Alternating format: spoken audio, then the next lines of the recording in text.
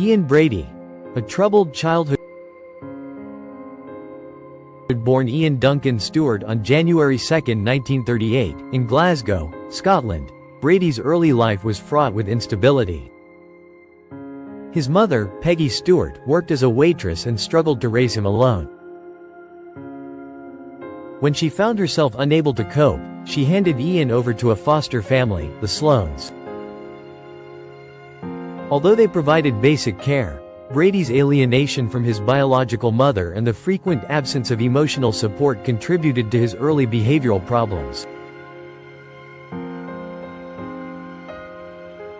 By his teenage years, Brady exhibited disturbing tendencies, such as animal cruelty and violent outbursts.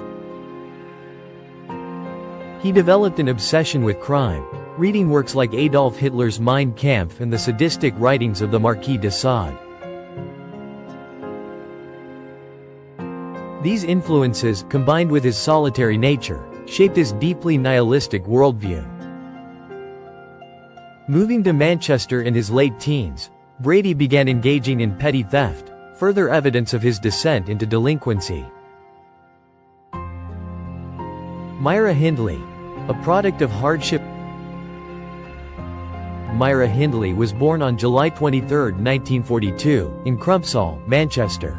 Her father, Bob Hindley, was a violent alcoholic who often subjected Myra to physical abuse, instilling a harsh, survivalist mindset in her. Despite these hardships, she demonstrated academic potential and developed close friendships. The death of her close friend Michael Higgins in 1957, when she was just 15, marked a turning point in Hindley's life. Michael drowned in a local reservoir, leaving Myra distraught and guilt-ridden for not being with him that day. This loss hardened her demeanor, and she began to exhibit a fascination with authority and control, traits that would later bind her to Ian Brady. Chapter 2. The Fateful Meeting. In 1961, Hindley began working as a typist at Millward's Merchandising, a chemical distribution company in Manchester. It was there that she first encountered Ian Brady, who worked as a stock clerk. Brady's aloof and enigmatic personality, coupled with his rebellious charisma, captivated Hindley. Initially, Brady ignored her advances, but her persistence paid off. As their relationship developed, Brady began sharing his darker ideologies with Hindley. He introduced her to literature on sadism, crime, and authoritarian regimes, which she embraced eagerly. Hindley dyed her hair platinum blonde and adopted a more provocative demeanor, an aesthetic inspired by Brady's preference for images of women resembling Nazi propaganda. Their relationship soon evolved into a disturbing union defined by manipulation, control, and shared fantasies of violence. The onset of evil. Brady was fascinated by the concept of the perfect crime, a fantasy he nurtured for years. By 1963, he began plotting his first murder, confiding his desires in Hindley. Remarkably, she agreed to assist him, becoming an active accomplice. Together, they devised a plan to abduct and kill vulnerable children, using Hindley's non-threatening appearance to lure victims into their trap. The victim, Pauline Reed, 16. On July 12, 1963, Pauline Reed was walking to a dance in Manchester when Hindley approached her. Under the guise of searching for a lost glove, Hindley persuaded Pauline to enter her car. Brady followed on his motorcycle. The pair drove Pauline to Saddleworth Moor, where Brady sexually assaulted her before slitting her throat. Hindley later claimed she stayed in the car during the attack, but evidence suggests she was actively involved. Pauline's body remained undiscovered for 24 years. John Kilbride, 12. John Kilbride disappeared on November 23, 1963, after accepting a ride from Brady and Hindley at a market. They promised him a bottle of sherry as an incentive. He was driven to the moor, where he was assaulted and strangled with a piece of string by Brady. His grave was marked with a tuft of grass and a strategically placed stone. Keith Bennett, 12. On June 16, 1964, Keith Bennett was on his way to his grandmother's house when Hindley stopped him, asking for help with loading boxes into her car. Trusting her, Keith agreed. He was taken to the moor, where Brady sexually assaulted and strangled him. Keith's body remains unfound despite extensive searches, leaving his family in enduring anguish. Leslie Ann Downey, 10. Leslie Ann Downey was abducted from a fairground on December 26, 1964. Brady and Hindley lured her to Hindley's grandmother's home, where she was stripped, photographed, and tortured. A harrowing audio recording captured her final moments as she pleaded for her life. Her body was later buried on Saddleworth Moor. Edward Evans, 17. Edward Evans was the pair's final victim. On October 6, 1965, Brady befriended Evans at Manchester Central Railway Station and invited him to their home. There, Brady bludgeoned Evans with an axe while Hindley's brother-in-law, David Smith, witnessed the attack. Evans's murder would lead to their capture. The capture David Smith, horrified by what he witnessed, alerted the police the following morning. When officers arrived at Brady and Hindley's home, they found Evans's body in a bedroom partially wrapped in plastic.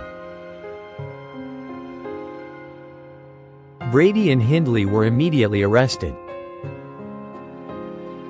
The investigation police uncovered damning evidence, including photographs of the moors, explicit images of Leslie Ann Downey, and a chilling audio recording of her torture. Maps found in Brady's possession led investigators to burial sites on Saddleworth Moor. The remains of John Kilbride and Leslie Ann Downey were recovered.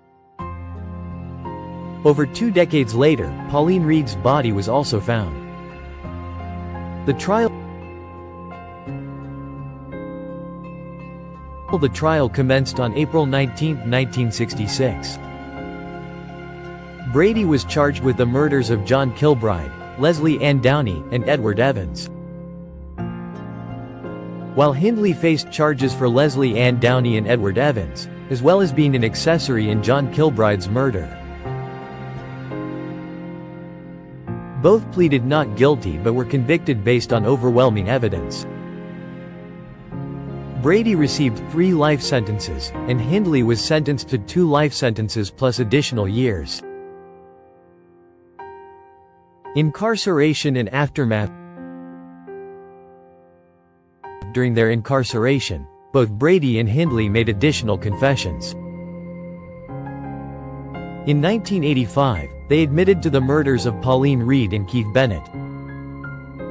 Despite multiple appeals and attempts to shift blame, both remained imprisoned until their deaths, Hindley in 2002 and Brady in 2017. Brady never disclosed the location of Keith Bennett's body, leaving a tragic chapter unresolved. Legacy of the Moors murders. The Moors murders left a profound scar on Britain.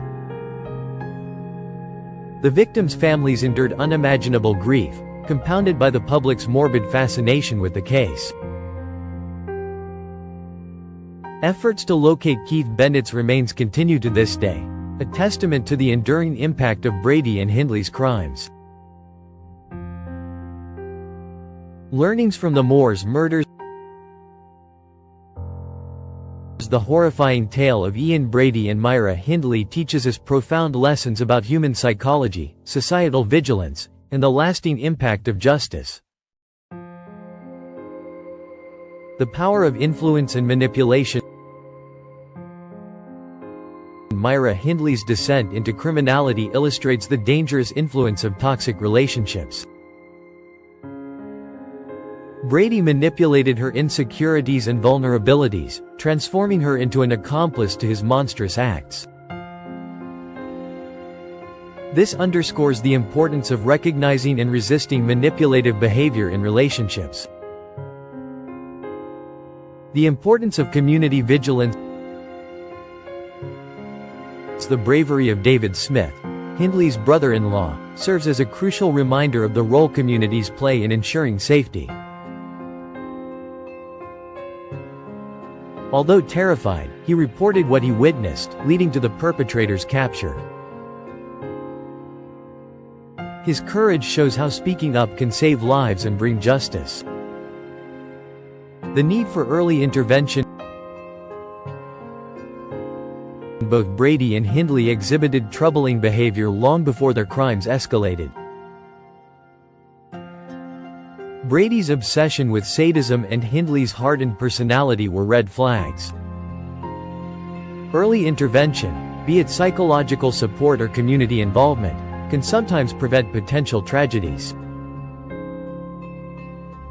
The value of perseverance in justice. The families of the victims, particularly Keith Bennett's, displayed remarkable resilience in their pursuit of answers.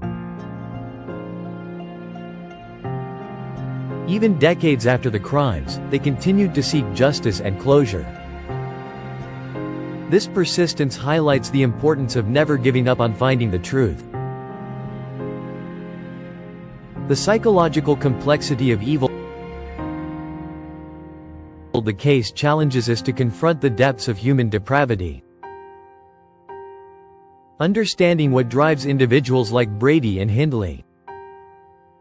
Whether personal trauma, societal neglect, or inherent tendencies, can help in crafting strategies to identify and mitigate such dangers in the future. If you found this story informative and eye-opening, we'd love for you to join our community. On Plunge into Crime, we bring you deep dives into the darkest corners of history, unraveling the psychology behind some of the world's most infamous cases. Don't forget to subscribe to the channel for more gripping true crime content. Like this video to show your support.